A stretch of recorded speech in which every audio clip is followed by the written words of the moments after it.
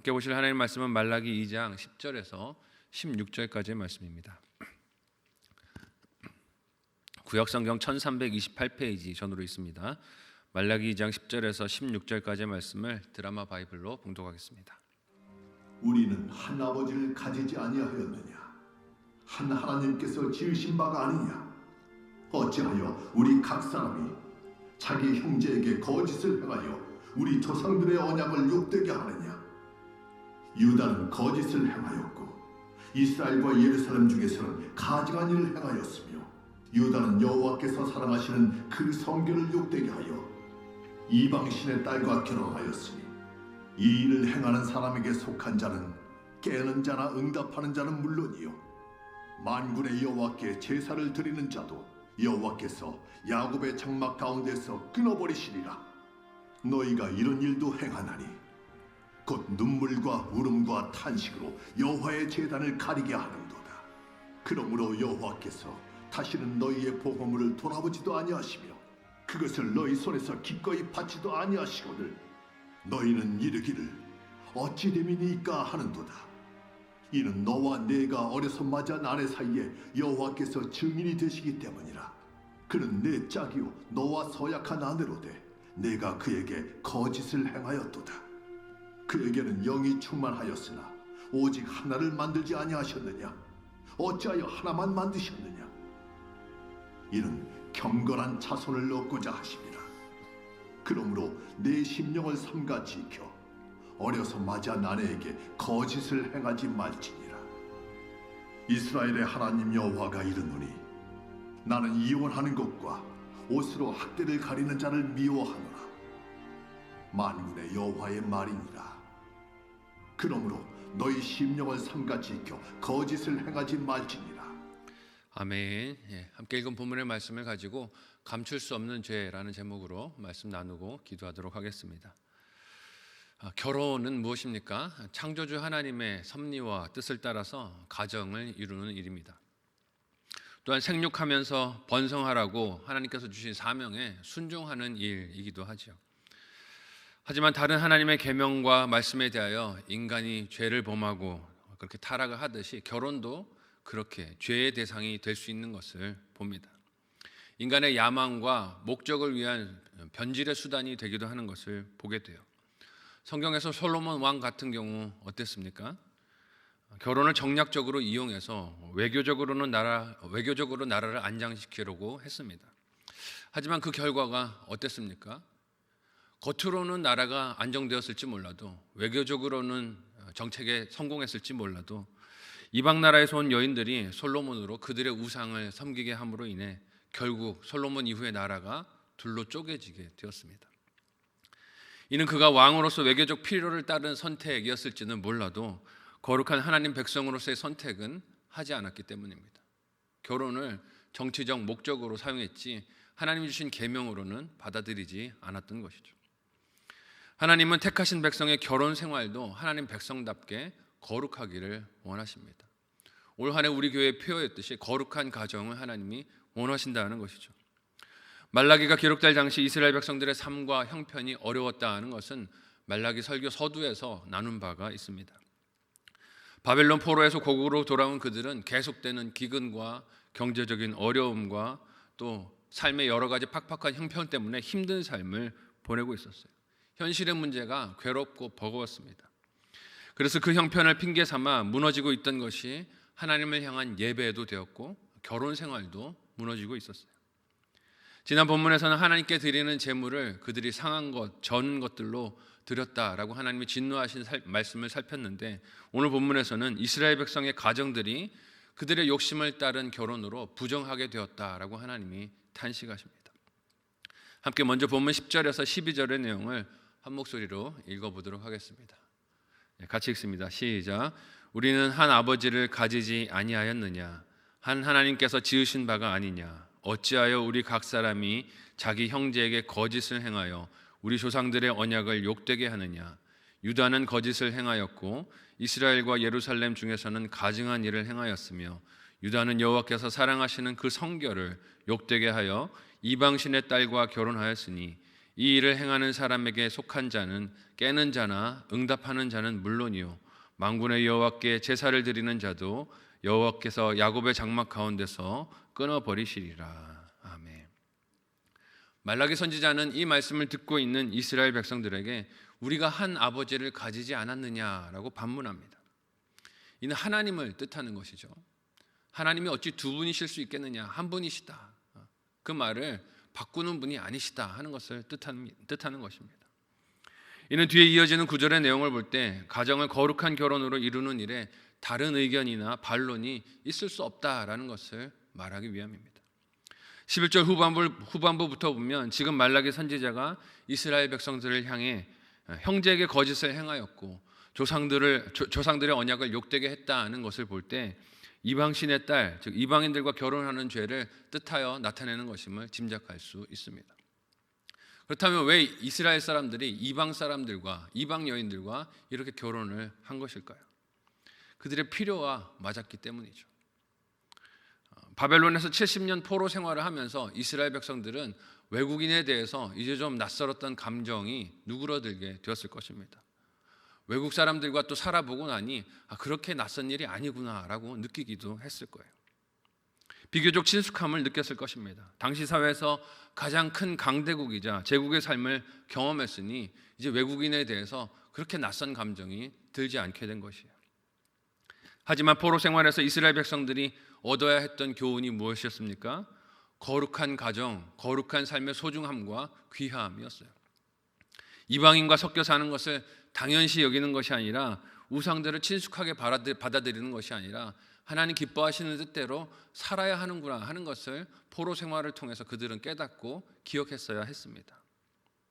그러나 그렇지 않았다는 것이요. 게다가 경제적으로도 힘들고 어려운 환경 속에 있으니 물질적인 필요를 충족시킬 수 있다면 결혼이 이방인과 이루어져도 상관이 없다라고 여긴 것입니다.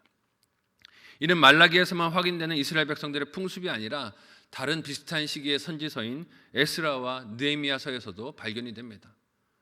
그곳 말씀들을 보면 제사장들까지도 어떻게 합니까? 이방 여인들과 결혼해서 살아가는 것을 보게 되었죠. 백성들의 지도자들도 가리지 않고 이방 여인들과 결혼을 하고 삶을 살아갔습니다. 하나님께서 엄격히 이방 여인들과 결혼을 금지시키신 이유가 무엇이겠습니까? 단지 그것이 이방 사람들의 문화를 받아들이는 것이 아니기 때문이에요. 그들의 풍습을 배우는 것이 아니라 거기서 무엇이 따라옵니까? 그들의 우상까지도 따라 들어오기 때문에 그렇습니다. 그 죄를 범하면 구분하신 하나님의 정체성, 거룩한 하나님 자녀의 정체성을 잃어버리게 되고 하나님과의 관계가 깨어지기 때문에 그렇습니다. 이는 오늘 예수 그리스도를 믿는 신앙 안에서 가정을 이루는 일도 마찬가지 아니겠습니까? 결혼을 함에 있어서 요즘 우리 사회의 가치관이 어떻습니까? 배우자의 신앙을 가장 중요한 부분으로 삼고 나 자신도 그런 믿음을 가진 배우자가 되기 위해서 노력하고 있습니까? 우리 청년들 시대를 바라보고 있으면 청년들 결혼 많이 해야 하는 참 어려움이 있지만 결혼의 문제를 놓고 조건을 놓고 따지는 모습을 보면 신앙은 마른 신앙을 본다라고 하는데 실질적으로는 그렇지 않은 모습을 볼 때가 많습니다. 뭘 먼저 봅니까?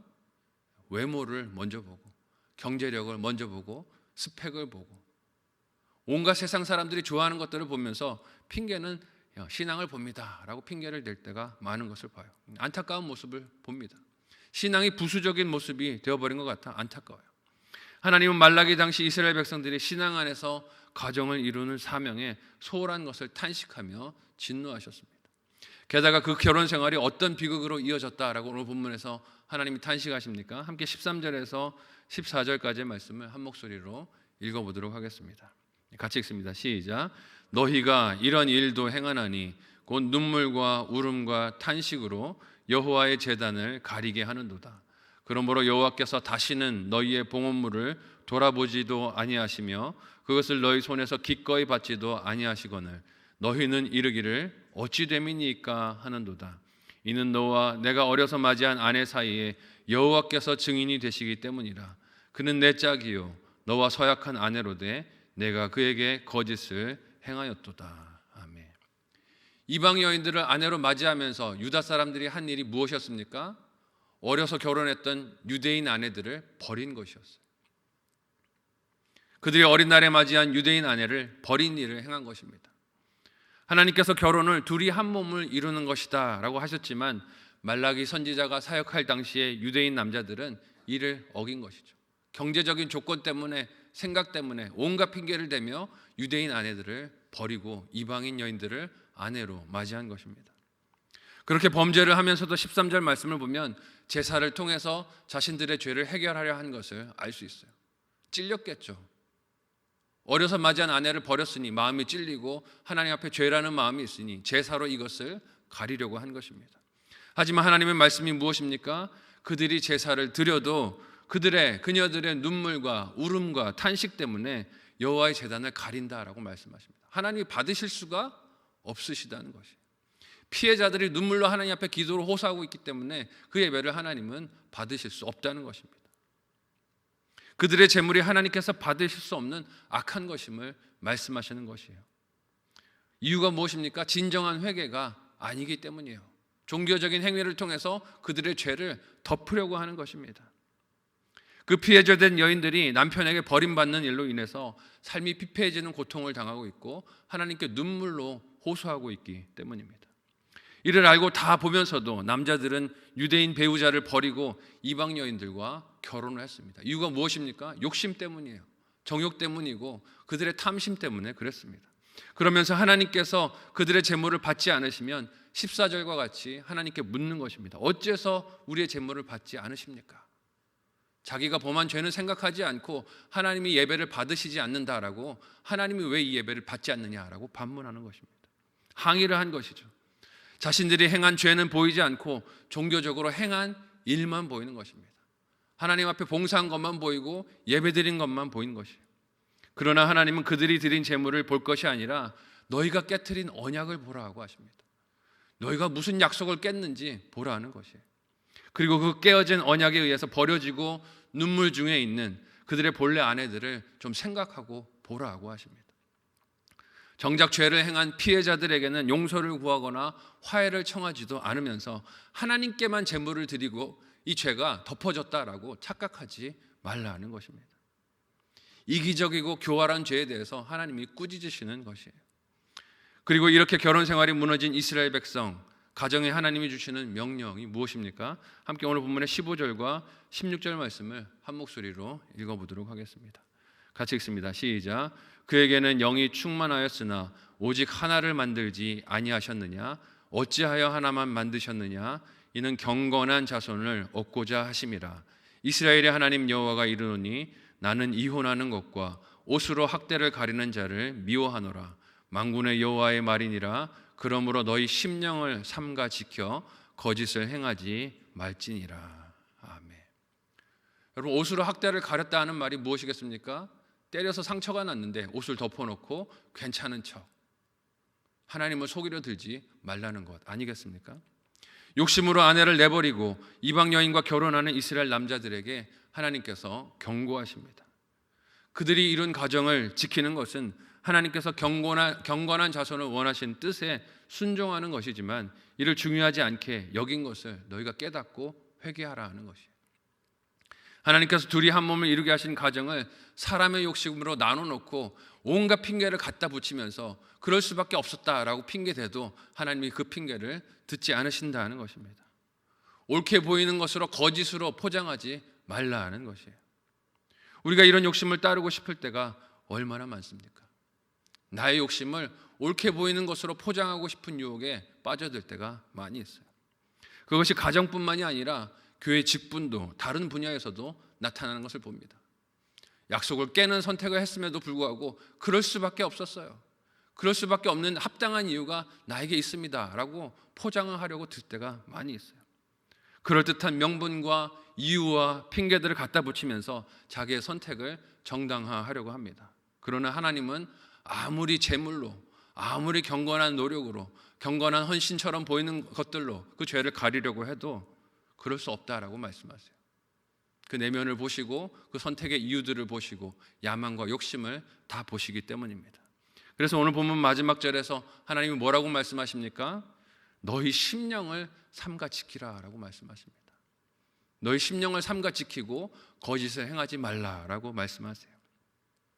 말씀 앞에 나의 심령을 잘 지키고 분별하는 저와 여러분들이 되실 수 있기를 바랍니다. 내가 겉으로 내놓으려는 핑계가 합당한 것인지 잘 분별해 보시면 좋겠어요. 말씀 앞에 내 심령을 잘 분별하시고 정직하게 하나님의 뜻에 순종하며 하나님이 받으실 수 있는 예배, 하나님이 받으실 수 있는 봉사, 하나님이 받으실 수 있는 헌신을 드릴 수 있는 저와 여러분 모두가 되시기를 예수님의 이름으로 간절히 소원하고 축복합니다. 아멘.